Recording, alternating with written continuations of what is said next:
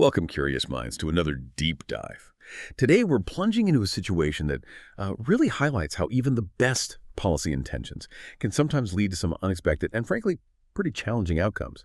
We're focusing on the Watercolors community in La Quinta, California, trying to unpack the complex world of affordable housing agreements. Our mission really is to understand how these agreements, designed for good, can over time become these huge hurdles, impacting finances, community infrastructure, even people's lives. Just imagine owning a home, right? A place you put your savings into, under an agreement that seemed fine years ago. But now, maybe almost 2 decades later, that same agreement is making it tough to maintain your property or sell, or even plan for big life changes like retirement or, needing care. It's a big challenge. It really is. And to help us navigate this, we've got some fascinating sources. We're mostly looking at a specific proposal to modify an existing affordable housing agreement in La Quinta. And we're pairing that with a broader look at the challenges and the sort of limited ways you can actually change these long-term low-income covenants. These documents, they really show the complexity. But maybe before we dive right in, it might help to just quickly paint a picture for you, the listener. What exactly is an affordable housing agreement here? And maybe what's a silent second encumbrance? Okay, so think of the affordable housing agreement like a contract tied directly to the property deed.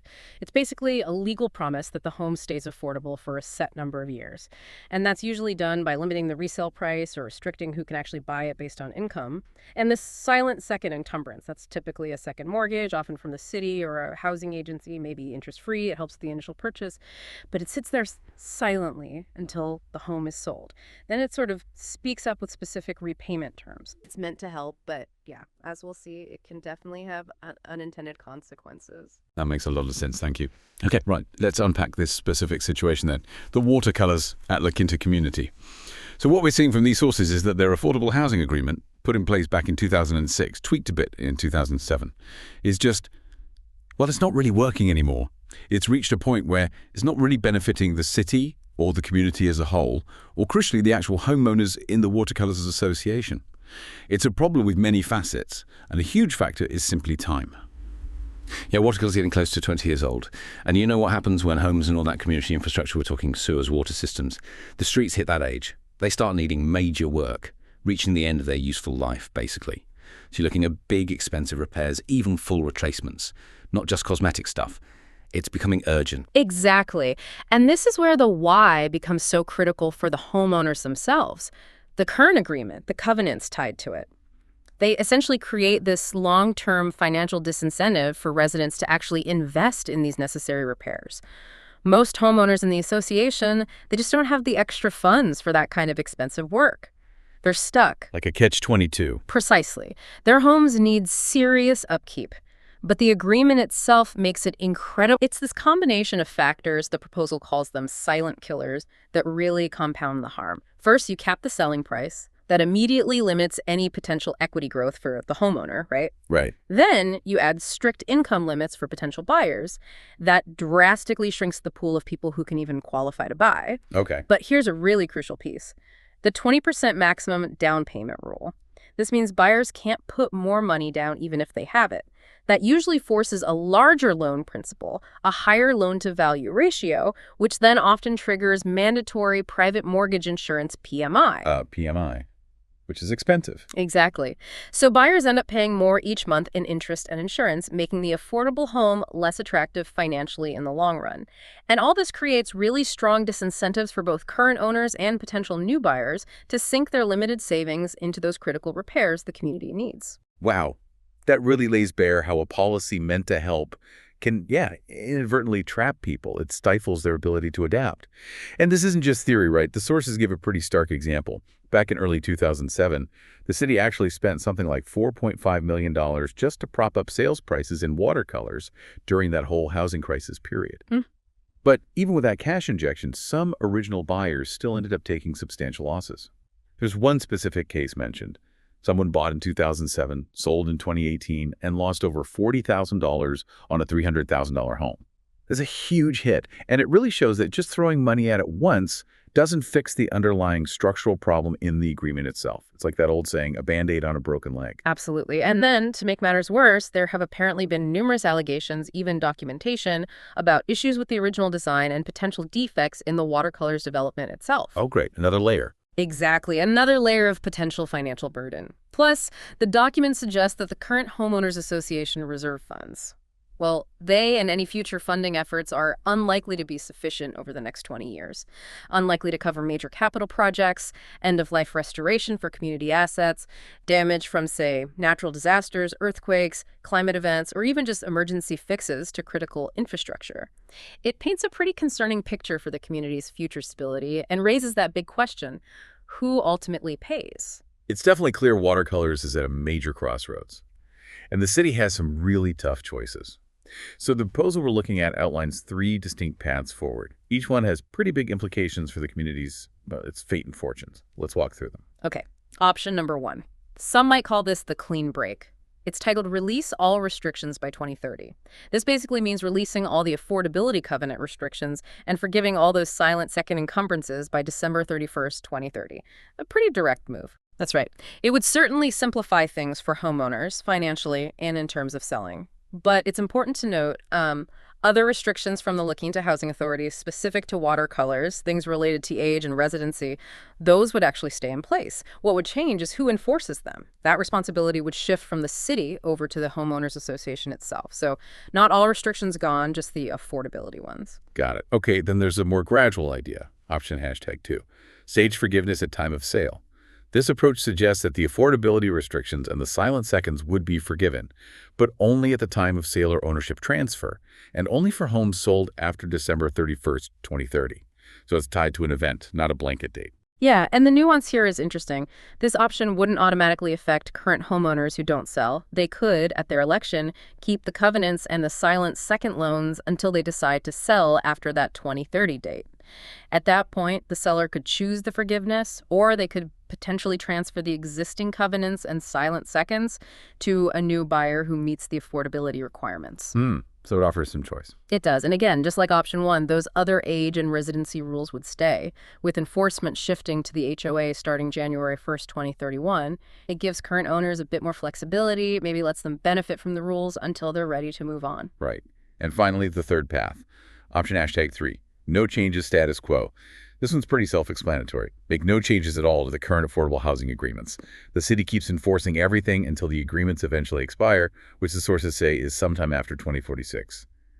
This sounds maybe like the path of least resistance in the short term, but what are the potential long-term consequences? Well, this option has a really significant implication, mainly for the city. It's a big one. If they do nothing, if the status quo holds, the city itself will need to provide capital-intensive infrastructure funding. That's the phrase used.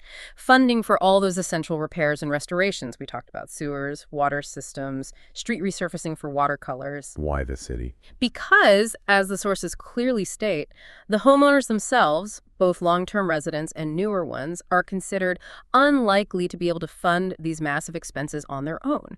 So by choosing inaction, the city could essentially be signing up for a huge future liability, basically footing the bill for infrastructure because the agreement makes it impossible for residents to maintain it. Okay, so Watercolors is a really powerful kind of boots-on-the-ground example here. But this problem isn't unique to them, is it? These challenges around modifying long-term covenants must come up elsewhere. How common is this, and what are the sort of universal hurdles when you're talking about removing, say, a 45-year low-income restriction on senior housing? Oh, it's definitely a complex challenge, and yeah, surprisingly common. What's often fascinating is digging into the origin of these restrictions. These deed restrictions, they're usually recorded as part of a deal, right? To ensure affordability for a long time, often in exchange for things like public money, zoning breaks, maybe tax credits. So the very first step, the critical one for any community facing this, is figuring out who put the restriction in place. Was it the city, the county, maybe an old redevelopment agency, a housing authority, and why? Because that original purpose really dictates if and how that restriction could potentially be changed or removed down the line. Okay, so once you know the who and the why, what are the actual routes for change, even if they are limited? They do exist, but yeah, they often require a lot of effort. One possibility is just simple expiration. You have to check the document. Does the covenant have an actual end date where it just expires automatically? It's just that simple. Sometimes, but often not for these very long-term ones. Then there's mutual agreement. The government agency that imposed it might agree to lift it, but that's usually only in pretty specific situations like clear hardship for the residents, or maybe if the original goals just aren't being met anymore or aren't relevant. Okay. A third route, though it's pretty rare and can be very expensive, is a legal challenge. A court could potentially lift a restriction if it's causing, say, undue hardship or demonstrably no longer serves a valid public interest, but that's a high legal bar to clear. And finally, there's legislative or policy change. This means advocating for reforms at the local or state level that might create pathways for certain types of deed-restricted housing to convert after a certain period. It often takes a multi-pronged strategy. And it sounds like whichever path you explore, talking to the right people is absolutely key. Oh, absolutely crucial. The sources really emphasize connecting with stakeholders like the local housing agencies, the city or county departments involved. And critically, getting advice from a real estate attorney who specializes in land use and affordable housing law. It's a niche area. Right. Community development consultants or housing policy experts can also be incredibly helpful in navigating this kind of complex maze. You really need that specialized knowledge. And, if completely canceling the covenant just isn't on the table, there might be other alternatives to explore. Things like, could the owner sublease the unit to someone who does meet the eligibility requirements while they retain ownership? Sure. Or maybe request a specific hardship exception for just one requirement, like the income rules for resale for a particular resident in need. Trying to find workarounds within the system. Exactly. Or sometimes working with nonprofits or even government bodies to maybe transfer the restriction or find some way to compensate for its removal if it aligns with broader housing goals. It means thinking creatively. But it is important to remember, and the sources stress this, that removing a 45-year deed restriction early is generally uncommon and typically not encouraged by the agencies involved. So it undermines the whole point, right? Precisely. It undermines those long-term affordability goals that were the reason for the public investment or incentive in the first place.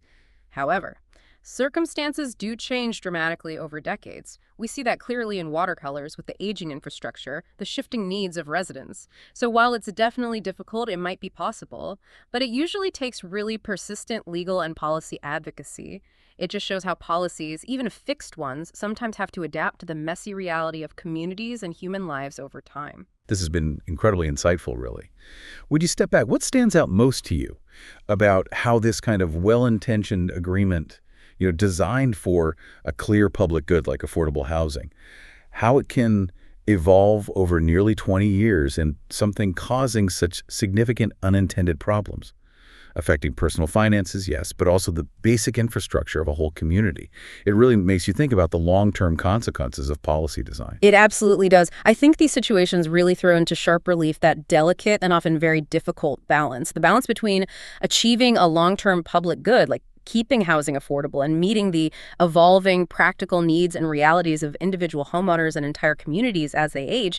Things change. People's lives change. Buildings age. It's this dynamic tension, isn't it? Right. It suggests that maybe even our best policies need some kind of built-in flexibility, a way to be reevaluated over time. Exactly. Well, thank you for joining us on this deep dive. It's been fascinating exploring these affordable housing agreements and the really complex, very human challenge of what happens when they might need to change. And for you, our listener, here's something to mull over. As our communities and housing stock continue to age, how do we design housing policies that are truly adaptable?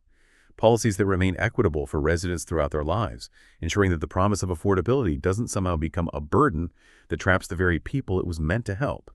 It's a big question, worth pondering long after this deep dive ends.